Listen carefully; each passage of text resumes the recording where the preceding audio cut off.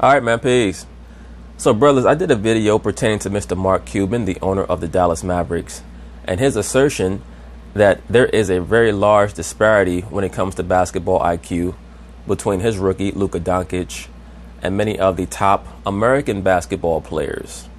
And the reason why it was so very blatant, the racial aspect of his commentary, is because instead of him just sticking to his belief that many of the American basketball players should diversify their skill set, their understanding of what it takes to win out on a basketball court, he decided that he was going to use certain imagery to illustrate his point, like how the young players from America are more concerned with quote-unquote taunting and making mixtapes as opposed to becoming better basketball players, and that they should go over to Slovenia to train to become as great a player as they could be.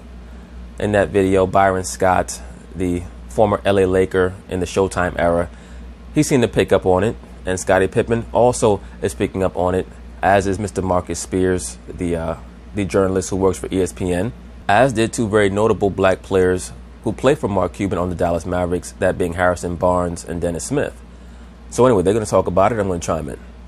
All right, last week, Mavs owner Mark Cuban made some controversial comments about the state of youth basketball development in America, suggested the American kids would be better off playing in Slovenia. Harrison Barnes disagreed with Cuban's comments, released a statement to be undefeated. Mark, that statement, I believe, was released to you. Tell us about his response. And it was unsolicited. He sent it on his own. Harrison was definitely upset. I mean, he's a former McDonald's All-American. Dennis Smith on the team, he was upset as well. And I think they believe that there were some racial undertones to some of the things. Of course it was. I mean, it was clear. A man went all the way. You know, he might as well just say, you know what, these guys are a bit better. Maybe if they, didn't have all those damn twists in their hair. And twists are slowing them down in the basketball court. Things that, Mark said as far as McDonald's All-Americans could get better educated and taunting and mixtape. And he said they're too busy worrying, but all they learn here is how to make mixtapes. While Slovenia, in places like Slovenia, they're getting a real basketball education, as I believe the gist of his. And I talked to Mark. Well, I mean, let's be very clear. There are many people who believe that players from overseas are learning how to play basketball better. It's just that, of course, they're nowhere near the natural athletes that the quote-unquote American basketball players are. When they say American, we know who they're talking about. They're talking about the so-called black man. The Mark, he didn't want to talk about it after the game. Of course not, because he didn't want to step in it.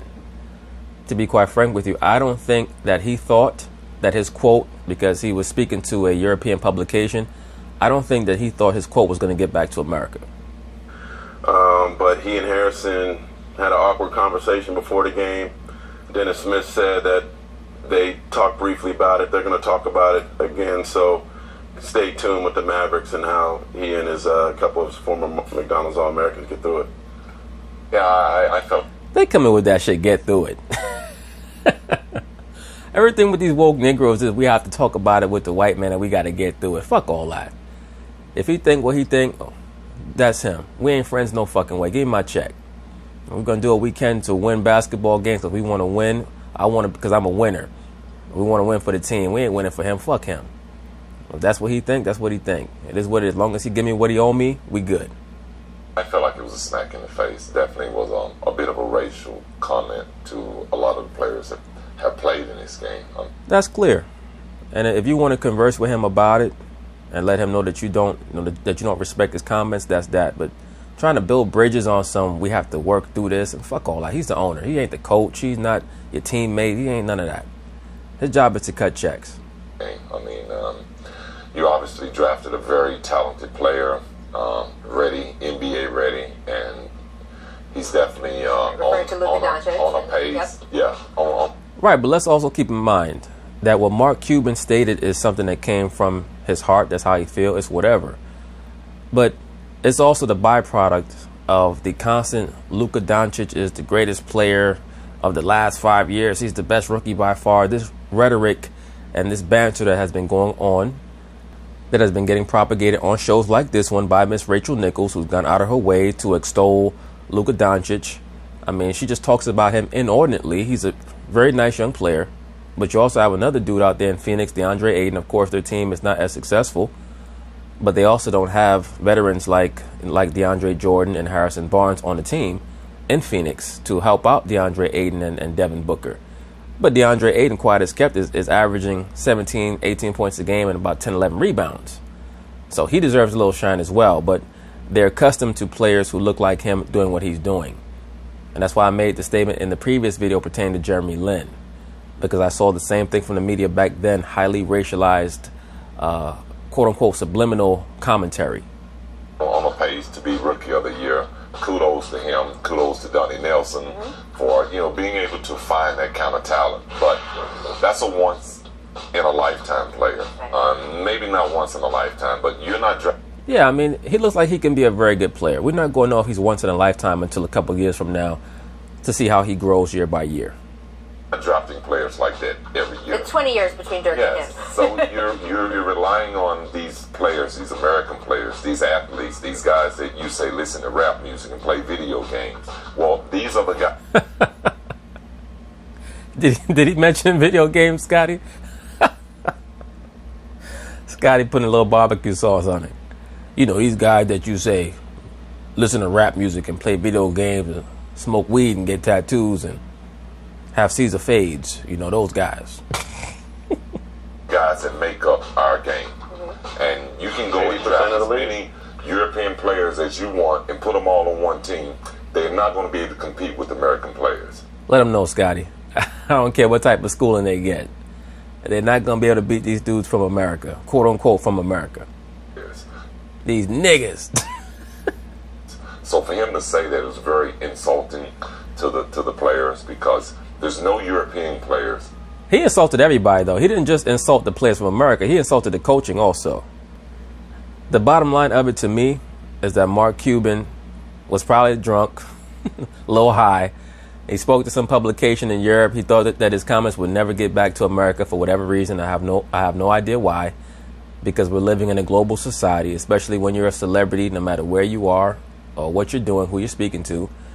If you say something inflammatory enough, it is going to get around the world. So, Mark Cuban, to me, he just steps in it. But sometimes when your energy, when your thought process is just so bent towards a certain way, it's always going to come out, whether you want it to or not. Players, in my eye, better than American players. Well, Mark has made a few comments on Twitter about this since, and he said, hey, look, I didn't mean to offend anyone. He said, I'm talking about the AAU system.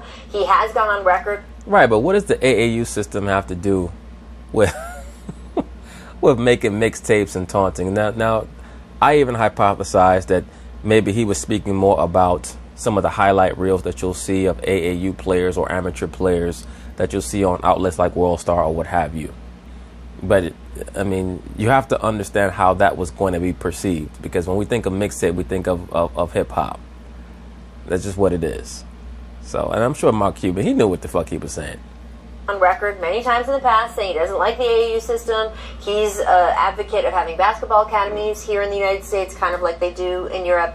That's all a fair conversation. Yeah. I think the delivery of how you're talking about it is really important. Words matter. We use specific words for a reason. So I'm sure that I would hope that next time he would choose those words instead of the words that he used. And I'm curious when he and his own player, like Harrison or some of the other guys on the team, get together, which words he'll use, because that stuff, it does make a difference. And he might not be wrong about youth basketball in this country needing shifts. There's no question that can get better, and it's just how you talk about it and what you want to get done.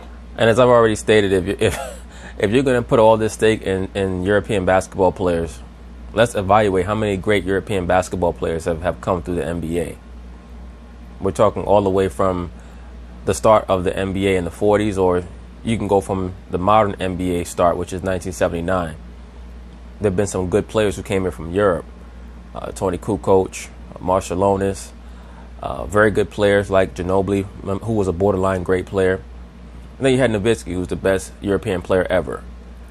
So you're talking about one truly transcendent European player in 40 years. This kid Doncic looks like he's going to be a good player, but we don't know. It takes a long time to figure out exactly how good somebody is. And like I say, the NBA is filled with rookies who had nice seasons. And then they just settled into who they were. Look at Jason Williams back in 1999. Remember Jason Williams? white chocolate. He was supposed to be the best thing ever. He was coming in, going in between the legs 5,000 times, throwing behind the back passes off his elbow. He was a nice player. That was it. You look up Jason Williams highlights, 90% of them are from his rookie year. So you got to take your time with these guys. But anyway, Harrison Barnes, Dennis Smith, stay on his ass, man. Just for the hell of it. Just stay on his ass. Be sitting up in the lounge and Mark Cuban come in. Hey, guys, would you like any milk in your coffee? Why the fuck we need milk for? No, I like my coffee just like I like my skin. Black. I like my coffee with melanin, bitch. But anyway, peace.